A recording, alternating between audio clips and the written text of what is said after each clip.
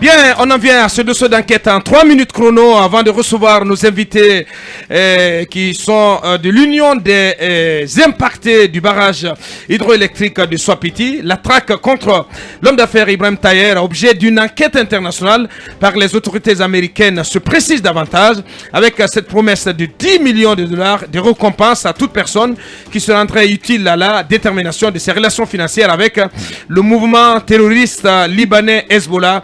Deux questions à Kumba. Que risquent d'autres opérateurs économiques de la sous-région qui seraient en relation commerciale avec Ibrahim Taher? Qui défend le mise en cause et à quel coût, Akumba? En tant qu'individu, M. Ibrahim Taher est sous restriction d'un certain nombre de transactions. Je dis bien en tant qu'individu.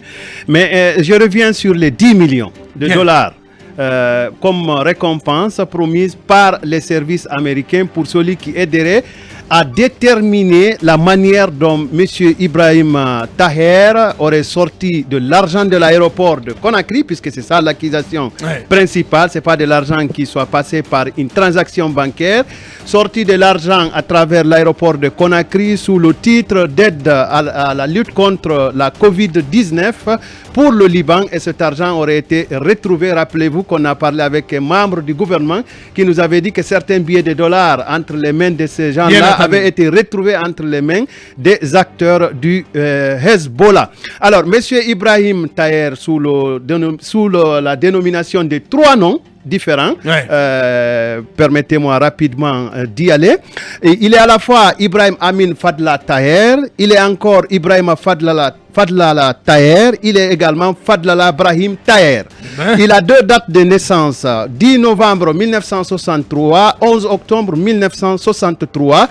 Donc, les États-Unis d'Amérique, partez sur le site, offrent 10 millions de dollars américains, celui qui aiderait à déterminer davantage les conditions dans lesquelles l'argent est sorti de l'aéroport de Conakry. Donc, si on nous accuse d'avoir inventé cette assertion-là, voilà le site du département du Trésor américain qui offre 10 millions de dollars. Ensuite, nous avons vérifié sur la liste des OFAC.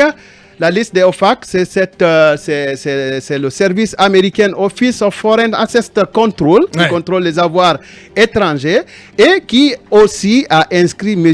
Ibrahim Taher sur sa liste avec sur sa liste noire avec 3 passeports. 3 passeports, un passeport du Royaume-Uni, un passeport de la Guinée et un passeport du Liban.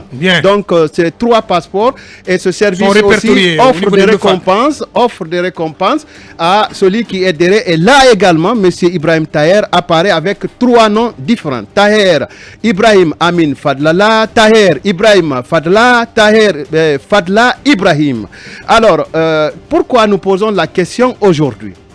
C'est parce que les services de la Banque centrale, à un moment donné, se sont précipités à transmettre le non-lieu en première instance à l'association des professionnels des banques sous la signature de M. Ismaël Condé pour leur transmettre cette décision en première instance. Alors qu'on sait que dans le système judiciaire guinéen, une décision en première instance est attaquable. Mais heureusement, la vigilance de monsieur le gouverneur de la Banque centrale qui signera plus tard cette lettre-là, monsieur le docteur Karamo Kaba, dira aux banques de s'abstenir de toute relation d'ici que oui. Bien, on va revenir sur les autres aspects de cette enquête dans le plateau final de Mirador prévu demain samedi 3 décembre.